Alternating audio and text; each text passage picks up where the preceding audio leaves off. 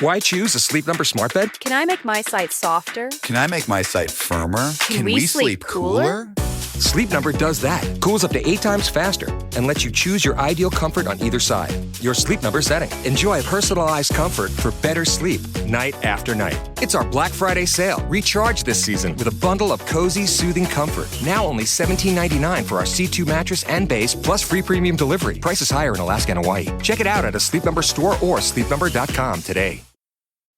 Hi, it's Sarah Gibson Tuttle, the founder of Olive & June. Can I tell you the one thing that always makes my day better? A fresh manicure. But here's the thing, who has the time or budget to go to the nail salon every week? That's why we created the Olive & June Gel Mani System. It gives you that same glossy, long-lasting mani you get at a salon for so much less. It comes with everything you need, a pro-level LED lamp, salon-grade tools, our damage-free gel polish that lasts up to 21 days. Just prep, paint, cure, and you're good to go.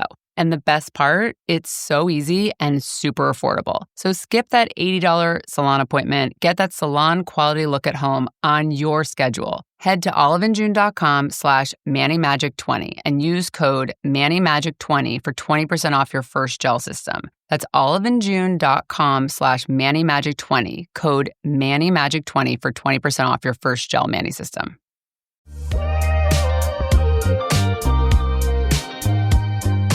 Everyone says communication is the number one most important thing in a relationship, but how do you know if you're actually good at it and if it's working? In this episode, we're deep diving into lessons I've learned in my relationship experience, and I'm going to give you an inside look at what communication advice has been the most impactful and how to do it in your relationships. Welcome back to Dating Intentionally. I'm Talia. I'm sharing no-nonsense advice for navigating dating and relationships with confidence and ease, whether you've been dating for a while or you're just getting started.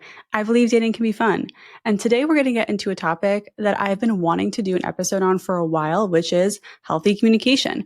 It's not the sexiest dating and relationship topic to get into, but I think we have all heard by now that communication is really important in a successful relationship. So let's get into it. You're going to hear about the conversations I've been having with my husband, Johnny, and how our communication has been put to the test lately. I'm going to share communication advice that I think has been the most helpful so far because there's a lot of it out there and it's hard to know what to actually focus on. And at the end, I'm answering your questions and, of course, a dating dilemma about dating app frustration. And real quick, I love hearing from you, so you can comment on these episodes. If you're listening on Spotify or watching on YouTube, hello. You can reach out to me on Instagram at dating.intentionally. I love hearing from you and answering questions. And you can email me at datingintentionallypod@gmail.com. However you want to get in touch, I'm here for it. So thank you for reaching out. And if you've already followed, rated, and reviewed the show, thank you. If you haven't already and you're liking it, I welcome you to drop a rating. It helps the show grow a lot. So thank you, thank you, thank you. So Johnny and I have had our fair share of hard conversations over the years, but there's something about marriage that can make it feel like the stakes are higher. If you're married or have been married, let me know if you relate. It's one of those unexpected things, to be honest. When you're doing life with someone, you're going to be faced with all of these kinds of new situations that you have to navigate as a team. I can't speak for Johnny. I can't speak for you. But for me, as kind of a default lone wolf, I struggle with that team part. I'm being super vulnerable with you here. This is definitely something I feel some shame around. Like, here I am helping people date, but I'm struggling to be a team player. And I would say I have a pretty solid sense of security most of the time, but just because you have earned secure attachment doesn't mean that your old insecure ways never flare up. They do. And lately they have been for me, especially in conflict. I'm an extremely independent person. And when it comes to facing tough decisions with a partner, I just have a lot of work to do. So here's me saying, I'm not perfect. I mean, we all know that. I am continually working on myself, and I love being able to share with you through this show what I'm working on and what's working and what's not. All this to say, this is where communication skills are crucial. And I'm so happy that I've done the work because this is when it counts. These moments when I'm sitting across from the table from Johnny and I'm feeling scared and overwhelmed and triggered and he's lost and doesn't know what to say or do. These are the moments when the work truly counts. So over the years, I've worked with several therapists. I've read dozens of relationship books at this point, and I've been engaging deeply with this work in all my relationships, not just my romantic one. So I have thought about this stuff a lot. I've put a lot into practice, and I want to share the 5 most helpful approaches and tidbits about communication that I've learned over the years with you that are actually making a positive impact on how Johnny and I communicate. And again, this bleeds into other relationships as well. Let's get started. Okay, the first one is call out and address patterns. This concept I learned about from Hold Me Tight by Dr. Sue Johnson. It is a classic relationship book. I think everyone should read it. It is really helpful. I will say it took me a while to get through the whole book. I wouldn't say it's the easiest read, but it is so helpful. And one of the core concepts of this book and a lot of communication advice is that it's not you against your partner. It's you and your partner against the problem or the pattern or the dynamic. And in this book, Hold Me Tight, the author points out 3 common patterns in relationship communication that she calls dances. So the first dance is called Find the Bad Guy. That's the pattern where you are kind of looking to blame each other. You're trying to figure out who did more wrongdoing to each other, who, like, you're kind of, it's not like the opposite of one-upping each other. It's like, well, you did this and you did that. And and you can't really go anywhere when you're just trying to find the bad guy. The conversation will not be able to resolve when you're just trying to figure out how to be right instead of work together. The second dance is called the protest polka. So this is the dance or the pattern where one partner is making demands and requests of the other partner, and the other partner is just shutting down and withdrawing. And there's that cycle that never gets resolved because one person's always chasing, the other person's always withdrawing, and you can't really get out of that. And the final common dance or pattern we see is the freeze and flee. This is the worst one that you really want to avoid. It's when basically you are so exhausted from conflict with your partner that you don't say anything, you freeze, and then you just kind of withdraw. There's kind of no getting into any conversation because you already know how it's going to end. You've already given up. You're kind of resigned. And that is really the danger zone. I think the most danger zone of all 3 dances. You've kind of given up at that point. So Johnny and I are fortunately not falling into any of these 3 common dances to avoid, but we do have our own dance, meaning a recycled conversation that we have over and over, sometimes multiple times in a week, that always ends up going nowhere. That's the thing about these dances, is the dance doesn't end. It's a pattern. It's a cycle. It doesn't have an ending. So there's no solution. There's no way forward. There's no understanding and there's no connection. I say my line. He says his line. I say my line. He repeats his line. And it's like we're on a loop. So in our short time in couples therapy, when we got engaged, I remember the therapist we work with encouraged us to name our dance, right? And I'm calling this one that we do deja vu because we are literally having the same conversation exactly word for word over and over. So what did I do, right? We're calling out the pattern. It's not me against Johnny. It's us against the pattern and the dynamic, our dance. So what did I do? I threw an event on our shared calendar called Addressing Our BS so we don't get stuck in having the same conversation for 50 plus years. And that's kind of my way of making it a little lighthearted. It's like, okay, let's just figure this out. And we don't have to make it so serious. Of course it was serious, but that was just my way of kind of trying to keep it light. And in that conversation that we had recently, we sat down and we unpacked, we dismantled and deconstructed our deja vu pattern, which brings me to my next impactful tip. Number 2, aim to understand, not solve.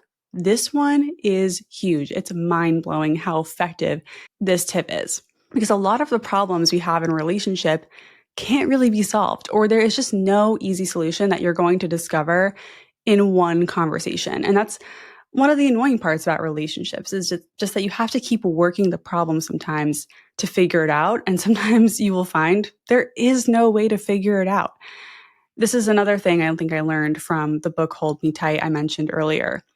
Aiming to understand and not solve is about emotional validation, being seen and heard, and most importantly, understood. We can't come to solutions sometimes, but a deeper understanding of the way our brains work and the way our emotions work and the stories we tell ourselves can sometimes help us navigate these conflicts with more respect and love and compassion. The point of this episode, by the way, isn't about avoiding conflict. It's about how to navigate it with grace, respect, calmness, security, and love, because it's going to happen in any relationship you have. The closer and more intimate you are, the more likely you're going to face conflict together, and that's okay. So back to our deja vu pattern. We're having our discussion, and this event I threw on our calendar, we're in this discussion, and I told him up top, I said, we are not going to solve this, but we are going to get a better understanding of what's going on so we can stop our pattern. And I'll be honest and say that Johnny doesn't always see the value in this, but he goes along with it, and that's okay. That's all I can ask for. What I love about him is that he shows up all the way and takes things seriously, even if he doesn't really get why we're doing something or doesn't really agree that it's effective. He trusts me, and it's been like that from day one. So what this conversation actually looks like, it's more about asking questions. So I'd ask him, okay, when you say your line, when you say this thing, what does it mean? Where does that come from? What are you actually trying to tell me? And this is a back and forth, so you both would answer these questions. If you're able to come to this kind of conversation with an open mind and an aim to just understand, it's crazy how connected you can feel when you're both seen and heard. It's not about being right or wrong. Like, just because you understand something doesn't mean you have to think it's right or whatever. It's just like, I understand why you feel the way you feel. I now can understand why you act the way you act and why you're saying what you're saying. It's insight. It helps. It's not about being right or wrong. We're allowed to feel the way we feel about things. Feelings aren't right or wrong. You might not relate or feel the same as your partner about certain things, but that doesn't mean that you can't look at your partner and say, okay, I now understand why you feel this way. And when you hear your partner say that, you're like, oh, it's like a sigh of relief. At least it is for me. It's like I feel I can drop into that safety and be like, okay, I'm not crazy. My partner is on board. They can share this reality with me, even if they can't relate or don't agree or don't see it that way. We can share my reality and I can share their reality. So for us in this moment, we were able to get out of our deja vu dead end conversation and start to find a way to navigate this conflict that we'll probably always have with a new dialogue that is more productive and honestly even nips it in the bud. And what we learned in this conversation is that I was the one who kept starting it. I was the one who kept bringing it up. So now I know what to do. Now I know when I start to bring it up, I can like catch myself and we can just kind of nip it in the bud before we just have the same conversation for decades. Okay, let's talk about the third tip. This one is obvious but effective, and that is breathe and pause and be calm. So this tip, again, it's obvious, but slowing down really helps you not escalate things to yelling and saying things that are disrespectful, things you don't mean, getting caught up in your high emotions. Because when you're in a conflict with someone, you don't need to respond right away. You can focus on just listening instead of thinking about what you're going to say next or trying to defend yourself. When Johnny and I had our deja vu talk, I was crying. I had to take breaks. I had to get tissues. I had to hug him. I had to breathe and pause when I could feel myself starting to raise my voice level. And I had to pause to think about what I was going to say to make sure that I wasn't accusing him of anything or attacking or blaming or anything like that. Because here's the thing. In a conflict with your partner, you might not be able to agree or find that compromise or whatever it is you're looking for, but you can be kind and you can be respectful. And it's hard to do that when emotions are running high. So that breathing, calming, slowing down can help you do the most important thing, which is treat your partner with respect.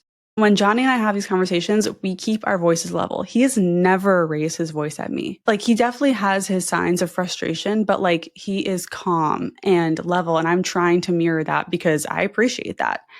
We never put each other down or call each other names. I'm not going to say we're perfect. Sometimes we can say passive aggressive things to each other in these moments, but we always apologize, and we will get to that.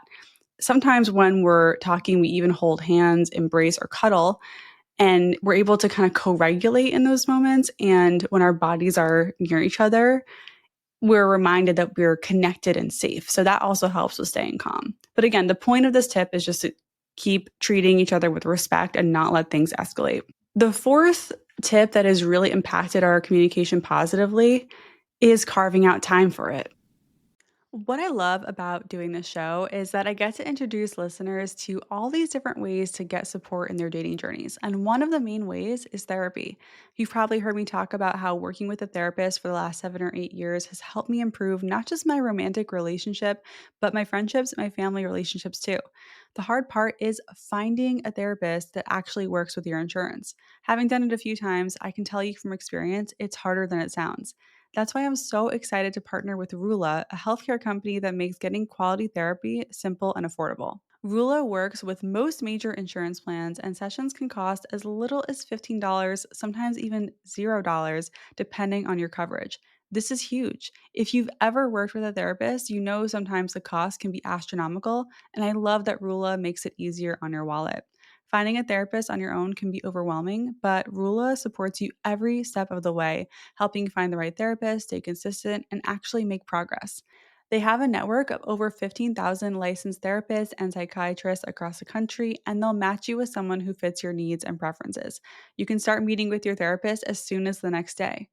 Thousands have already trusted Rula to support them on their journey toward improved mental health and overall well-being. Head over to rula.com/datingintentionally to get started today. After you sign up, they'll ask you where you heard about them. Please support our show and tell them our show sent you. Go to rula.com/datingintentionally and take the first step towards better mental health today. You deserve quality care from someone who cares. One question I get asked a lot about my dating journey is, how did you manage to go on 150 dates in a year? Part of it is because I was determined to master dating, and the other part of it, well, it's because I am really big into routines. I don't know who I am without my routines. They keep me on track with everything from having relationship check ins with my husband to getting to the gym 4 times a week to making sure I always have delicious meals ready to go in the fridge. And something I recently added to my routine that I'm so excited about is AG1. AG1 is a daily health drink clinically shown to fill in common nutrient gaps. I've been adding a scoop into my protein shakes every day, and I love having a little boost of nutrients that I know I might not be getting otherwise, especially as we head into the holiday season when our schedules get thrown off and routines pretty much go out the window. It's great to have an easy way to support your body and prioritize wellness, even with this season's chaos. I've been using AG1's original flavor, which tastes like pineapple and vanilla, in my daily shake, and it's so good. I love that it helps me cover the bases with what my body needs, and with AG1, it's just so easy to do. If you're looking to boost your wellness routine, I recommend checking out AG1. Head to drinkag1.com/dating to get a free welcome kit with an AG1 flavor sampler and a bottle of vitamin D3 plus K2 when you first subscribe. That's drinkag1.com/dating. When I asked you guys on Instagram what questions you have about this topic, a lot of questions came up that were like, what if I'm too busy? Like, how do you find time to talk about things? What if you're too busy? Life gets in the way. You just kind of keep putting it off. Carving out time is the answer. Just like I said earlier, when I added an event to our calendar to talk about our pattern, that's what we do. We put time on the calendar. We have our regular check-ins, relationship check-ins every other week. We started them monthly, around 4 to 5 months of dating, and then we increased the frequency to every other week after moving in together. I can see us doing them weekly when we have kids, if we have kids. So, and honestly, they get shorter and shorter the more often you do them, in my experience. But I think having that time carved is so key, because every other week we have the time to sit down and address things. It's so helpful. Not that we don't between those times, but knowing they're there when life is really busy and that we have this time makes it a lot easier and more chill. Nothing ever feels so urgent to address. I'm never in scarcity mode, like, oh man, when are we going to talk about this? When do I bring this up? Is now a good time?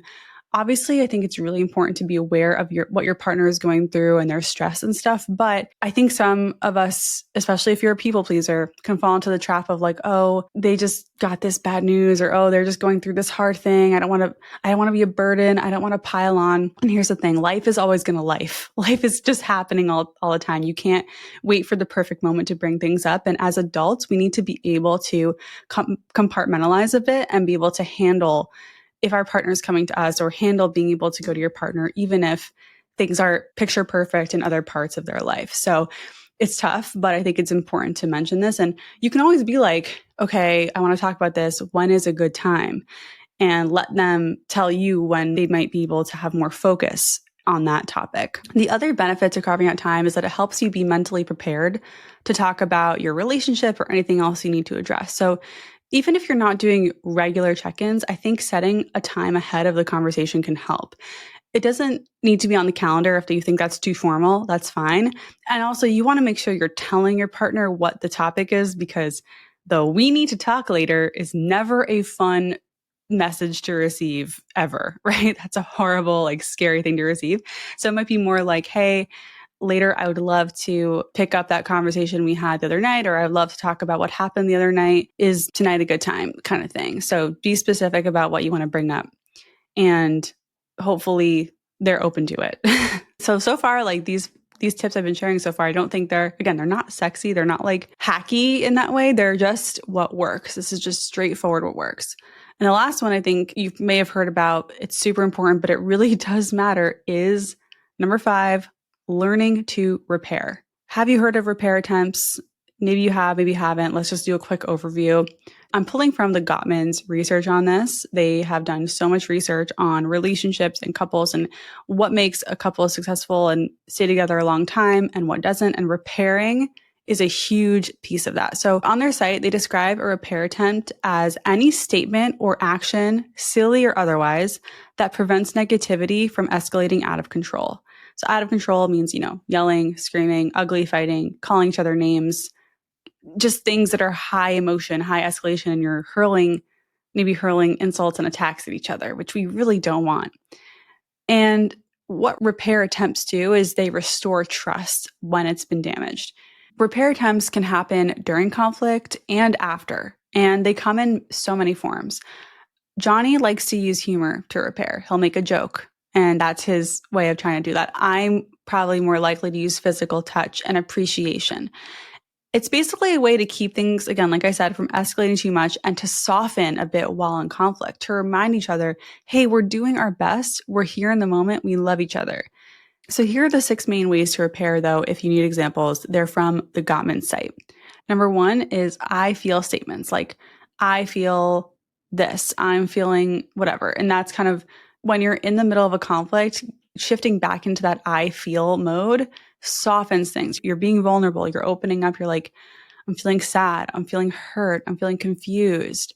And it kind of reminds the other person that you're in it, you have feelings, and you can soften a bit.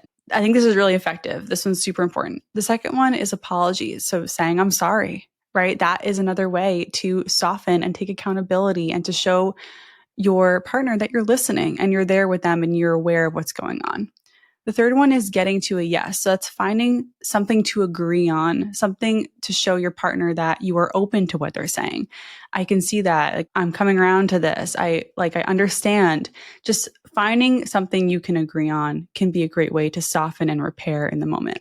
The fourth one is I need to calm down statement. So this is like taking a beat to collect yourself before things escalate even more. You're allowed to do that. You're allowed to be like, hey, can we pause for a second? I'm feeling emotionally flooded. I'm feeling a little out of control here. And you can take a minute to breathe, leave the room, come back, and resume in a few minutes whenever you are able to calm down.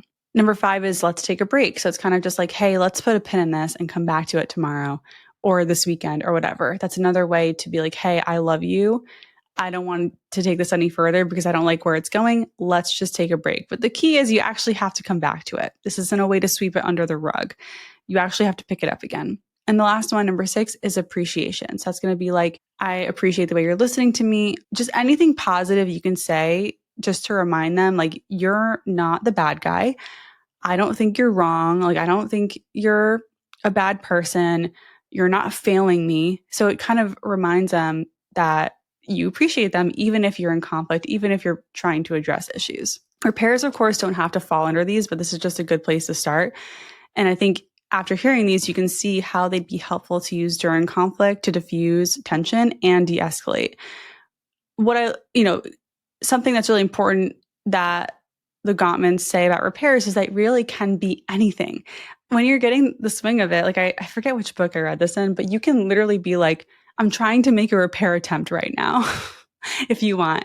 And it doesn't have to be perfect. It's just like, hey, it's a little touch point of like, hey, I love you. I'm here with you. I'm trying. This is hard.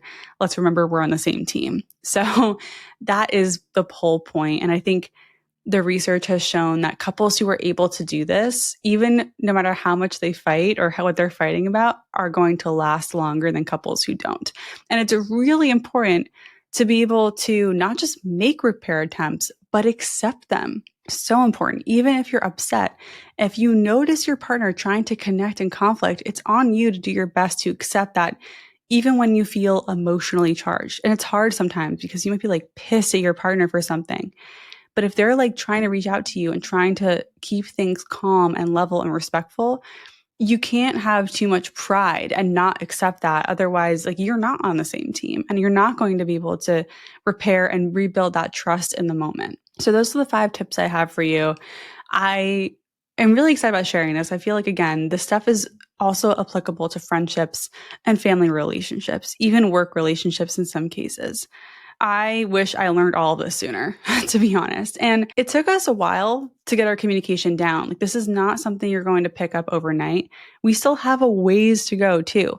But something that we had to work through that I know a lot of couples do is talking in a way that doesn't make one or both people feel attacked. And there was a stage of our relationship where Johnny did feel attacked when I brought things up, no matter how gentle and careful I was to do things like saying, I feel statements and making sure to share the things he got right and everything I could think of to make it not an attack. And how we got through that was there were a few times where after I brought something up and the conversation was over, I would ask him, did he feel attacked during that? And sometimes he said yes, but more and more he started to say no. And through that checking in with him, I was able to learn what works for him specifically and what doesn't. I also remember telling him at some point that I was doing everything I could to make my requests not come off as attacks. And his part of that work is knowing and seeing that I'm not attacking him when I make requests. An attack, by the way, is when you tell someone, you never do this, you're lazy, you're always neglecting this, like you're so bad at this. You're putting them down and attacking their character. That's absolutely not what we want to do. So examples of like these requests could be, when I don't hear from you for over a day, I feel worried about our relationship. Or like lately, I've been feeling like I've taken on a lot more around the house and it makes me feel a little resentful and I don't want to feel that way. Or I feel like we haven't had a lot of time to connect lately and I want to change that. And I feel like we haven't had a lot of time to connect lately and I want to change that. Can we talk about ways we can connect more in the coming weeks? See, those are like, I feel this is what's happening and here's what I want to change. And the change is positive. It's like you have to remember when you're making a request, the end result, why you're making that request is usually because you love them. You want to connect with them more. You want to see them more. You want to feel love. Like all those things are things that both of you hopefully are on board with, but you might not agree on how to get there. And that's where all of this stuff comes into play. I want to wrap this up with a little bit of just advice on communication. And that is, don't expect change right away. Like this stuff is messy. It's hard. It's not linear. It takes practice. It's slow. But like I will say, being kind of not on the other side, but I guess in the middle of it all, you will see progress if you practice. And I attribute that progress a lot to our regular check-ins because we are making time to communicate consistently every other week for the past few years. And I'm starting now to finally see the results of that. It's so satisfying. Don't expect perfection. Even if you read all the books and listen to this podcast and know all the things, you're still going to say stuff that you're going to hear it and you're like, I should not have said that way. I could have delivered that better. I could have been more soft. I could have been that wasn't it. And it's okay. You can be like, hey, I want to do over on that. Another piece of advice is to understand your triggers. Something that you learn as you do this work is like your feelings have little to do with the specific person in front of you and more to do with the wounds that you're carrying around and that person triggering them. So it's really on you to manage your triggers, but it's also okay for your partner to be aware of them. But I think understanding your triggers is really, really important to get there. And finally, what I want to leave you with is aim to hear each other, not to be right or wrong. You and your partner are different. You have different ways of thinking about things. You have different backgrounds, different traumas, different everything. And different isn't right or wrong. It's just different. And I think the more you can understand how each other's brains and hearts work, the stronger you can be as a couple. So to recap, what is good communication in a relationship?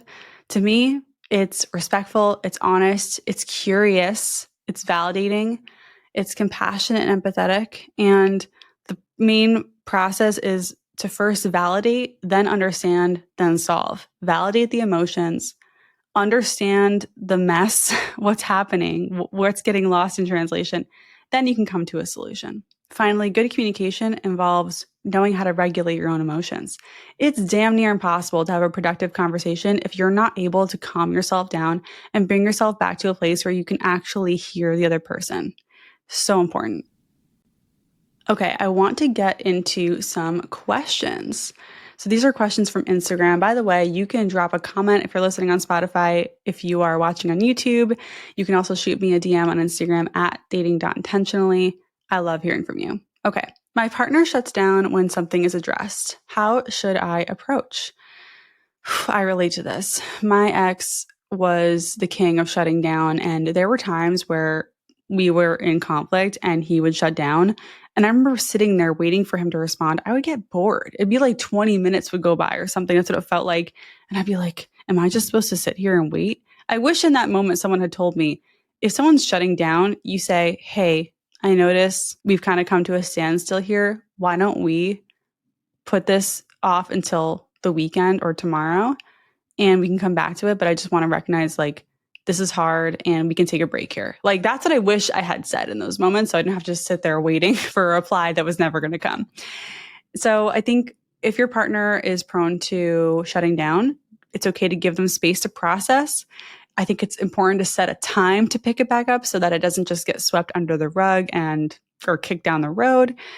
Alternatively, you can ask them what they need from you in those moments that makes it easier for them. And don't ask them when they're shut down. Ask them at a different time when they're more open and actually talking to you. It's hard though. It is hard to do this and a lot of patience is required. I think that if your partner shuts down and you're never able to talk about anything, that's probably a deal breaker. But if they shut down, take some time to process, take some space and can pick it back up later and talk with you, that is absolutely doable. What do you do when you tell your insecurities, your fears, and trust issues to a partner and they don't respond? That's rough. Like if you're opening up to someone and they literally don't say anything, that is so brutal. And I've been there.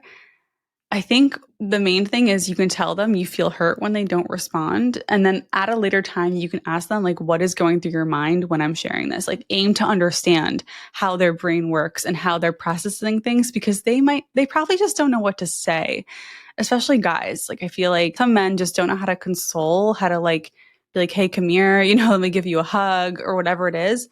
I think it's also, you might have to say exactly what you need. Like when I'm being vulnerable with you, here is what I hope that you can respond with. You don't have to feed them a line, but you can be like, I'm looking for validation. I'm looking for warmth. I'm looking for whatever, like reassurance and see if they can do that next time. I think it's okay. Like there is a little bit of an education piece here sometimes.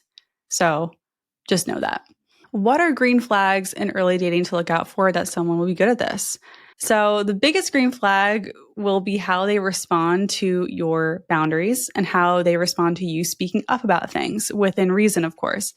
If you're setting boundaries, if you're speaking up for yourself, if you're holding to your standards, chances are you're going to be saying something eventually that's hard to say, like, I'm actually not ready for that. I'd actually prefer to not go to your house this early, whatever it is. Like, if you're communicating your actual needs and wants in the moment, you're going to learn how they respond to that. And that's how you're going to see if they can be open, understanding, compassionate, curious, all those things. So it really starts with you and how you are showing up so that you give them the chance to respond to something, if that makes sense. You can also straight up ask them how they handle conflict and what they're working on, if anything, when it comes to conflict. So those are my two approaches to finding these green flags. Someone asked, how do you keep calm when triggered? So I don't. I like I said earlier, I cry in tears, but I am able to let the tears come, grab a tissue, wait it out, and then talk. And it does slow things down. It is frustrating. I wish I didn't have to pause to let the tears come, but they do. And I allow them to come and just let that emotional energy flow through me instead of trying to like resist or avoid it. It's like, okay. And obviously I feel safe crying in front of my husband. You know, he grabs my hand, he'll rub my shoulder, he'll like let it happen, he'll give me a tissue. You know, it's like he's not scared off by that at all. But I think other tips here are the obvious, like the breathing. You can say, hey, I need a moment. And you can go to another room and you can breathe and pace. I like pacing, you know, walking, movement, stretching, something, whatever that is. You can hug yourself, like wrapping. I find that really grounding, like wrapping my arms around myself. Like, I got me. I'm good. So those are the kinds of things you can do as well. But I think don't worry too much about staying calm. You can also just tell your partner, I'm feeling triggered right now. I need a moment. And that's okay. Hopefully they respond positively to that. Is there such a thing as too much communication? Yes, absolutely. In your relationship, I think you want to aim for that 80-20 balance of 80% of the time you are not talking about your feelings and the relationship and checking in and reassurance and all the things. 80% of the time you are having fun, talking about your other parts of your life, doing things together that are going to build memories and, you know, strengthen your bond. 20% of the time should be that relationship stuff, the communication about addressing issues and all that stuff. That's I think the ratio. Let me know if you disagree. But I think if you're constantly addressing and tweaking and fixing and bringing things up, it's exhausting. And there's no room, in the Gottman's term, for your love bank to become full again. You know, they have this concept called the love bank, or like the emotional, like the positive emotional reserves, if you will, of your relationship that takes time to build up. That's built through appreciation, through positive experiences, through affection, all those things. So if you're never building up your love reserves and you're always working on the relationship, it's going to burn out really quick. So yes, and let me know if you agree or disagree. Love to hear in the comments. What are ways to start that won't scare them or cause them to get defensive? This is tough. You can't control how they're going to react, but of course you can influence and impact that. So I would say my favorite is, I have something that I want to share with you that's been on my mind. Is now a good time? There's something that's been on my mind that, you know, just that kind of gentle start is a good way to go. Like, that has worked for me. And it gives someone the chance to be like, I'm not in the right headspace for that right now. Can we talk a different time? Or the chance to say, yeah, that now is good. Let's get into it. So I think that's my favorite way to do it. Again, I think when you start these conversations, it's super important you can shit sandwich them. You can say something positive. You can say the meat of what you're trying to say, and then you can end with something positive to kind of soften it a bit. I think it's important to acknowledge what they have been doing that is working for you when you're bringing something up. So that's my advice. It's tough. It takes practice. And if you notice they're getting defensive right off the bat, what I usually do in that situation is not say anything for a minute and just kind of like let whatever they're saying hang in the air and see if they correct themselves or maybe come back with something a little softer, so it doesn't turn into a fight, because there's really no other way to respond to defensiveness than arguing with them. So another option is to be like, hey, you know what? Why don't we talk about this when you're maybe if now isn't a great time? I want to have an open conversation about this. Like, let me know if you can be in that headspace and see what happens. Thank you for all your questions. We're going to wrap it up with a dating dilemma. By the way, you can submit your dating dilemma in the show notes. There's a submission link for you. Everything is anonymous. And when you share what's going on in your dating life, you are helping other people feel less alone. So thank you for all your submissions. Hey, Talia. First, I want to thank you for having these submissions available for us. I, 27 female, recently joined Hinge after taking a break from it following my last breakup. For context, my last breakup happened because we weren't compatible in terms of lifestyles, interests, long-term plans, and goals. I took a break from the apps to focus on figuring out what I needed and wanted in a relationship, and not just what sounded good on paper or made me feel safe. However, I noticed being on Hinge again that it seems a lot of men have incomplete profiles. I feel when I was back on the apps in 2024, this wasn't as common, but I'm noticing the majority of the guys have missing items from their profile, such as politics, relationship type, job, education, even their drinking, smoking, and weed habits. I acknowledge that not everyone can afford secondary education after high school and that the job market is super tough right now, but it would at least be nice to have some details. I'm not sure if I was ignoring some of that before or if incomplete profiles are more common now due to what's happening in the US. For instance, I know that a few other women have stated that they're seeing more men putting, quote, not political or moderate down when they're actually conservative because they think it'll get them more matches. But I'm honestly seeing politics and other categories just as blank. I haven't matched with many people since rejoining the app because I'm swiping no if their profile is incomplete or if I'm just not attracted to them. My dilemma is, am I being too picky by swiping no if they have an incomplete profile or are missing things like politics or their education? Do you have any suggestions or weed out questions that would help answer the blanks if I do want to swipe yes? Okay, so great question. It sounds like this is a super common experience, like people leaving out information on their profiles or people kind of fudging the information a bit to get more matches. We've seen this with age. We've seen it with height. We're seeing it more and more with politics. It's definitely a thing on the app. So you're not crazy. Like this is happening and it sucks. But I do have some ideas for you. You can always ask them about what's missing in their profile in the messaging stage. Like you can say like, oh, I noticed you left this blank on your profile and I'm curious, where do you currently stand on politics? Or I'm curious, like, do you drink, or what industry are you in if they left their job blank?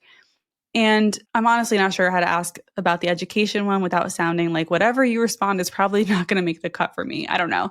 That one's a little trickier, but it might be something that comes out on a date. Their profile looks lazy. Like you're talking about the basic information of kids, education, politics, job. Like that's like the basic information. If their prompt answers are pretty empty or just one word or lazy, that's when I would swipe left. But if the rest of the profile looks interesting for you, but it's missing some key details, I'd still swipe right because, that can be cleared up in the messaging stage if they even match back with you. So I think still keep an open mind when swiping, like when you're just looking at profiles, because swiping leads to messaging, not marriage. Well, in most cases. You'll have time to decide if you want to meet them after messaging with them a bit. And you can even do a phone call if you want to add another layer of screening to this process. So I'm just saying, keep an open mind. I understand you're coming in with a more intentional mindset now, but just remember that swiping should be generous because thinking about the chances of them actually being available to have a conversation with you, like an actual back and forth, it gets lower and lower with every step, right? It gets narrower and narrower through every phase of using the app. So that's why with swiping, we can be really generous because who even knows if they're going to match back or respond to you? All right. That's all I have for you today. I hope this helped you. I want to thank you for listening. Thanks for trusting me. Don't forget, you're doing great. If you know someone who is navigating dating and could use a confidence boost or fresh perspective, share this episode with them. And if this podcast has helped you, a 5-star review on Apple or Spotify goes a long way. Once again, I'm Talia. This is Dating Intentionally, and I'll see you next time.